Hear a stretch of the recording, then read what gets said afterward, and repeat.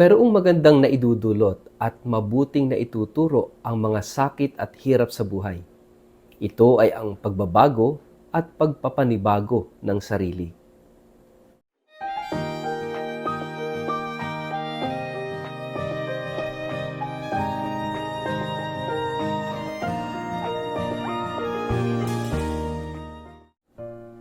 Ang mabuting balita ng Panginoon ayon kay San Juan. Pakatandaan ninyo, iiyak kayo at tatangis ngunit magagalak ang sanlibutan. Labis kayong malulungkot subalit ang inyong kalungkutan ay mapapalitan ng kagalakan. Kapag manganganak na ang isang babae, siya'y nalulungkot sapagkat dumating na ang oras ng kanyang paghihirap. Ngunit pagkapanganak niya, nakakalimutan na niya ang kanyang paghihirap sapagkat nagagalak siya dahil sa pagsilang ng isang sanggol sa sanlibutan. Gayon din naman, nalulungkot kayo ngayon, ngunit muli ko kayong makikita at mag-uumapaw sa inyong puso ang kagalakang hindi maaagaw ninuman. Sa araw na iyon, hindi na ninyo kailangang humingi sa akin. Pakatandaan ninyo, anumang hingi ninyo sa Ama sa aking pangalan ay ibibigay niya sa inyo. Ang mabuting balita ng Panginoon. Light your way, word of the day, hear what God has to say. Mapagpalang araw po sa inyong lahat. Kumusta po kayo? Ang atin pong word of the day ay pain. Bago po tayong magpalalim sa atin pong refleksyon ngayong araw na ito, kayo po'y muli kong inaanyayahan na huwag kakalimutan mag-like, mag-follow at mag-subscribe sa ating pong page na Word of the Day at ganoon din sa ating YouTube channel na Word of the Day TV. At pakishare ang video ito sa inyong kapamilya, kamag-anak, kaibigan, mga kakilala sa social media para po sama-sama tayo sa pagiging media evangelizers at online missionaries na nagpapalaganap ng salita ng Diyos sa mundo ng social media. At sa lahat ng mga nakikinig ng Word of the Day sa Radyo Maria, maligayang pakikinig po sa inyong lahat. Mga kapatid, lahat tayo nakakaranas ng pain sa buhay. Iba't ibang pain yan. Merong physical pain, merong emotional pain, merong intellectual pain, mental pain. Iba't iba po yan ng pain. But the reality of pain ay nandyan, bahagi ng ating buhay, bahagi ng ating kwento. Pero hindi lahat ng mga sakit at hirap sa buhay ay masama o pangit ang dulot sa atin. Because most of the time, yung pain ay isang napakahalagang guro, teacher sa buhay natin. Para bang sometimes we learn in a hard way. Pag sinabing we learn in a hard way, we learn in a painful way.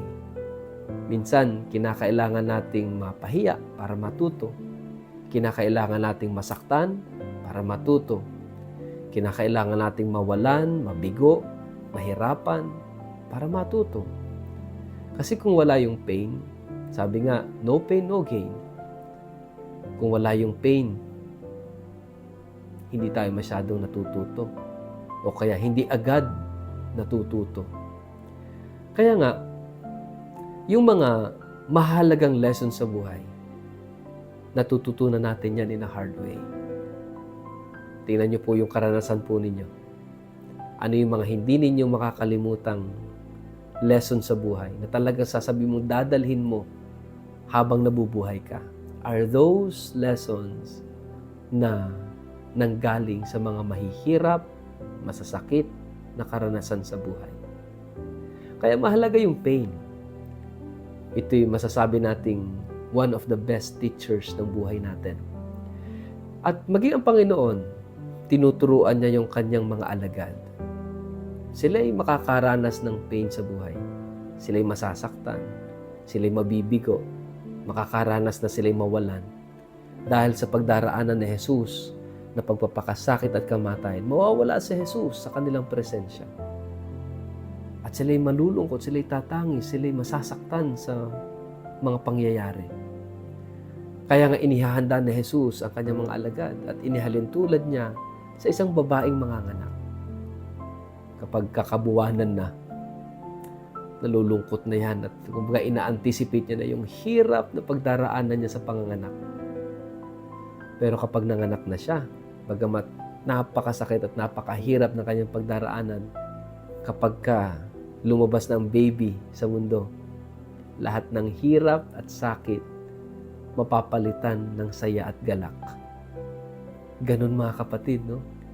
Kapag tayo ay dumaan dun sa proseso ng pasakit at paghihirap, kapag napalitan ito, kapag nakita natin at the end, no, yung dulot nito, mapapalitan ng saya at galak. Makikita natin yan sa istorya ng mga taong naging successful sa buhay, from rags to riches, o kaya naman yung bang paano nila narating yung kanilang tagumpay sa buhay sa kabila ng kanilang mga pinagdaanan. And these stories are actually worth listening, no? Ang sarap pakinggan ng mga ganitong kwento sa buhay, nakaka-inspire. Kapag nalampasan natin yung ating mga pains at natuto tayo sa mga pains sa buhay natin. Kaya nga mga kapatid, yung buhay ng isang Kristiyano, yung pagiging alagad ni Kristo, hindi palaging madali.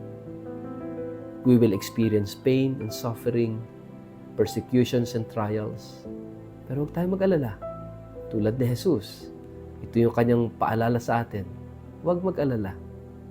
Sapagkat mapapalitan lahat ng kagalakan ang ating sakit, ang ating luha, ang ating hirap. As long as pagdaanan natin ito ng may pagmamahal at may malalim na pananampalataya sa Diyos. I tell you, your suffering, your pains, your sorrow will turn into great joy. Sa ngalan ng Ama at ng Anak at ng Espiritu Santo. Amen. Ama naming Diyos, tulungan mo kaming maging tapat hanggang wakas sa kabila ng mga hirap, pagdurusa at sakit na aming maranasan at nararanasan sa buhay. Naway kami maging tapat hanggang wakas. Amen. Pagpalain po kayo at ingatan ng makapangyarihang Diyos, Ama at Anak at Espiritu Santo. Amen.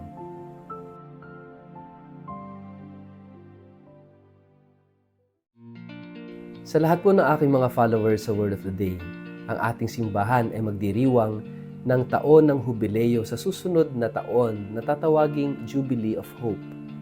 Bilang paghahanda po dito, ako po ay nagtakda ng isang espesyal na pilgrimage sa taong ito sa ika-11 hanggang ika-25 ng Oktubre. Maliban sa pagbisita sa mga kilalang syudad sa Europa tulad ng Paris at Lyon sa bansang France, sa Rome, Milan, sa Venice, sa Florence, Pisa at Assisi sa bansang Italia, ang pilgrimage na ito ay may natatanging katangian. Bibisitahin po natin ang ilang mga Marian shrines tulad ng Our Lady of Miraculous Medal at ang Our Lady of La Salette sa France. Gayon din, ang Holy Face of Jesus of Manopello at ang Eucharistic Miracle sa Lanciano, Italy ay atin ring mabibisita. Hindi lang po iyon, magkakaroon din po tayo ng pagkakataong makita ang mga incorrupt bodies ng mga santo tulad ni na Saint Padre Pio, Saint Catherine Labouré, Saint Vincent de Paul, Saint Bernadette Soubirous, Saint John Vianney, Saint John Bosco, Saint Clare of Assisi, Saint Lucy, at marami pang iba.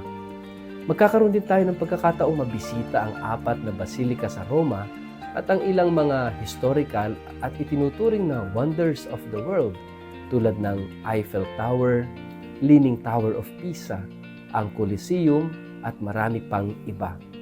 Kung kayo po ay interesadong makasama ako sa espesyal na pilgrimage na ito, maaari po kayong tumawag o mag-text o mag-email sa mga sumusunod na contact details na nakikita nyo sa screen. First come, first serve basis lamang po ito.